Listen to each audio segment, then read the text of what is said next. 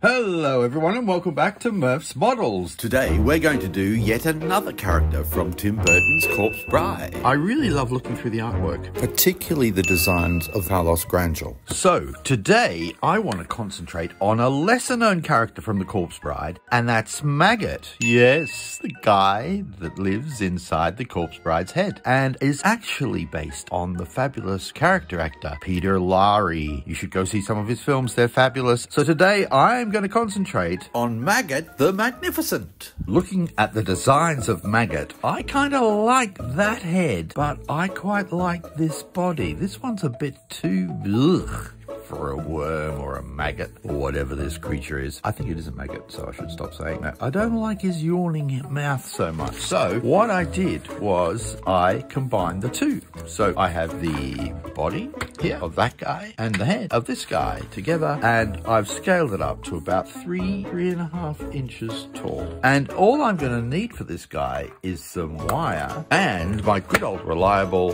Sculpting, the original and the best.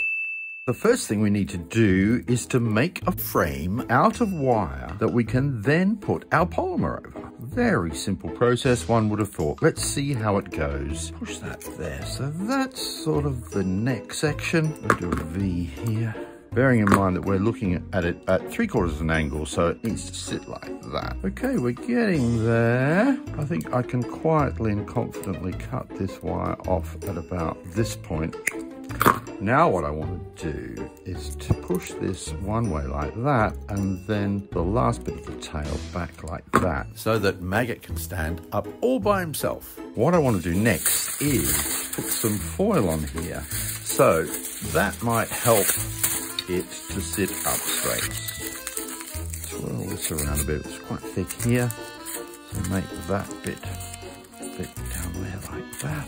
So I'm just going to cut that off there, push that around like that. Let's see if that's sitting up. Yeah, that's pretty good. Using the handle of a lovely fine brush that I have, Just to define those curves. it's nice and flat on the bottom. Now what I'm going to do is get some strips of thin masking tape and just wrap that around here so that it keeps its form. Now, how does that look? I think that's pretty good. So I did exactly the same again for the head. Now it's time for some Sculpey. So all we need to do is open up our ever dwindling supply of Sculpey And pop some strips in the pasta machine, and what we get back are lovely thin layers of Sculpey like this. What I'm going to do first is the body of Maggot, just up to the neck section. So find whatever tools you can on your bench and start getting that lovely rounded shape. There we go, lovely, lovely jubbly. And then right down here at the base, I'm going to do a little bit more there. So start using a sharper tool and get those lovely little grooves at the end of Maggot's tail. Oh, he's standing up quite nicely already. 1, 2, 3, 4, 5. 1, 2, 3, 4, 5. So that one needs just to go more like that and more like that. Now it's time to add a section to the top of Sculpey and mould that into the shape of his back. A cone for his neck, smoothed down, and then some shaped thin bits to create those wrinkles. Now for the next section, those wrinkles aren't quite so pronounced, so I'm just using my favourite wooden sculpting tool to give an effective wrinklage. And now some more thin strips of Sculpey to create even more wrinklage around the back of his body. And eventually we'll be ready for the next thing. And the next thing is Maggot's head. Here we go.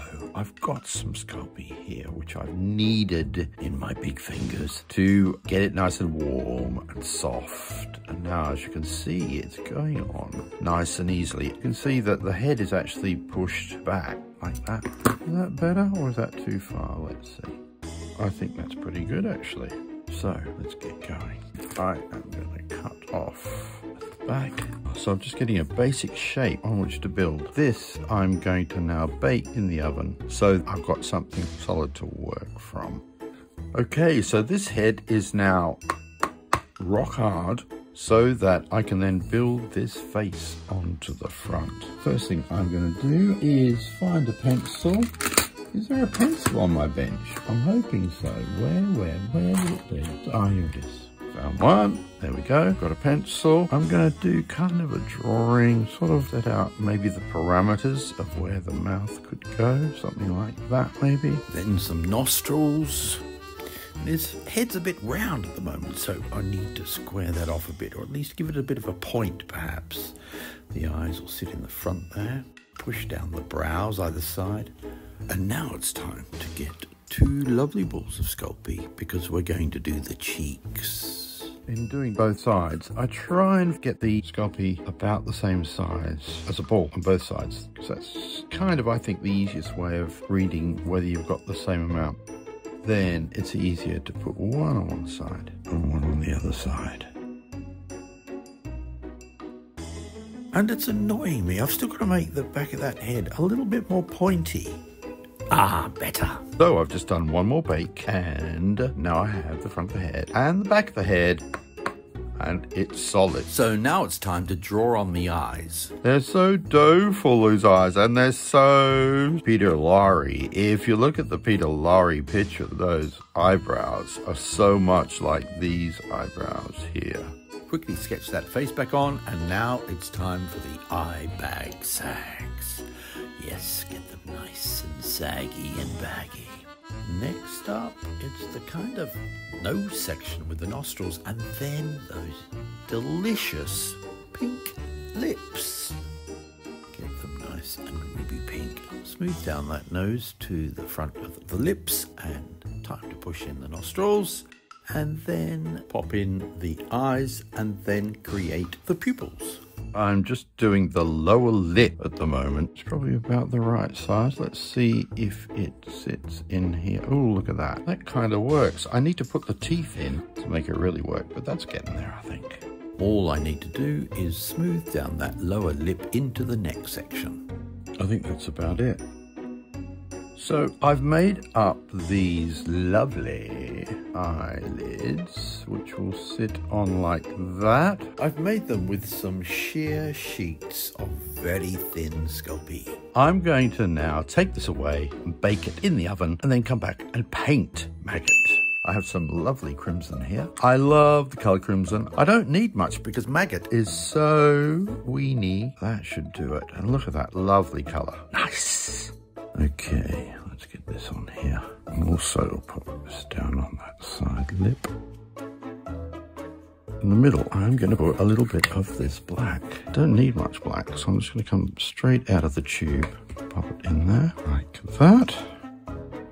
And a little bit more inside those nostrils. Then just wipe away that excess paint. Start with a darker purple, and then we'll go to lighter. And also under here. Okay, so I've got a little bit of a lighter colour here, so that I can just highlight these lovely big lips.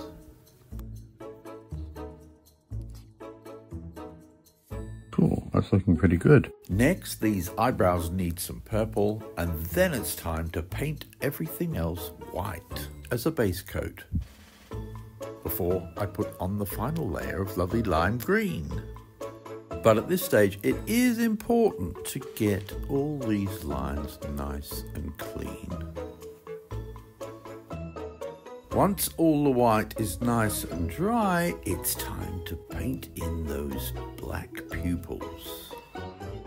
And now that it's nice and dry, it's time to do a general coat of a lovely lime green all over that wormy body. There we go. Now that we've got some nice clean lines from the white paint, it's time to give a coat of lime green to the head. Now I am going to add some dark shade to Maggot and his body. I've just used some medium green with some black.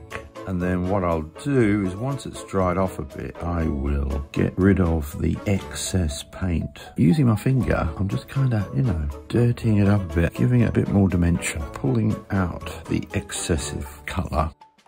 So it's time to glue in these eyelids. They are extremely delicate, and in fact they have broken on several occasions. I don't know if you can see that, but there are a couple of cracks there. And on this one, I mean, it's just miraculous that it's still in one piece. Anyway, let's glue them on and let's see what happens. Here we go. I really love these eyebrows on Maggot. They're so sort of, could you say adorable? And with the eyelids sort of drooping down, it gives him that sort of crestfallen look. You gotta love this guy. I've just put that eyebrow on there and this eyebrow on the other side. I know. I should have done these eyebrows before. I did do some eyebrows before, but they turned out really badly. So I'm doing some fresh ones now and they'll go straight in the oven very shortly. I'm going to put those two teeth in there. Here they are, the mini teeth. I've already done them in Sculpting. I've baked them too, so I just need to put a little bit of glue about where those teeth will sit, and with a little bit of water on my mini paintbrush. Yeah, that's one. Set that one like that. Hey, there they are, two teeth. Let's hope they stay on. Now I'm going to put this all in the oven so that the eyebrows bake, the eyelids bake, and the teeth bake onto the mouth. So off to the oven it goes. Freshly baked eyebrows and black paint. What could be better? So finally, after much fiddling about, I'm ready to glue this head to the body. Using PVA glue and allowing it to dribble down inside that head, push that into here, and with my usual crossing of fingers, there we go. All right, now I'm going to send this off to the oven yet again. I've taken so many trips to that oven to make sure that that's nice and dry before I do the final join. And I'm going to blend this in like that. And I'm going to use this line as a blend line, actually, which will help to hopefully camouflage the join.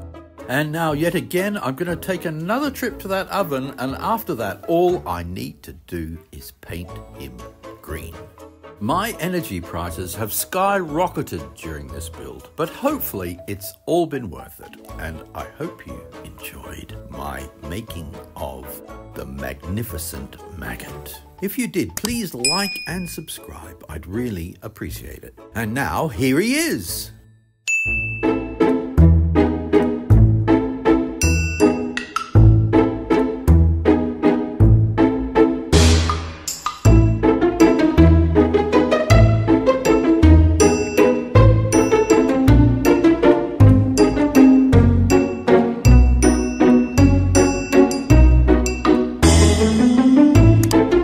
So thanks for watching, and we'll see you next time on Murph's Models.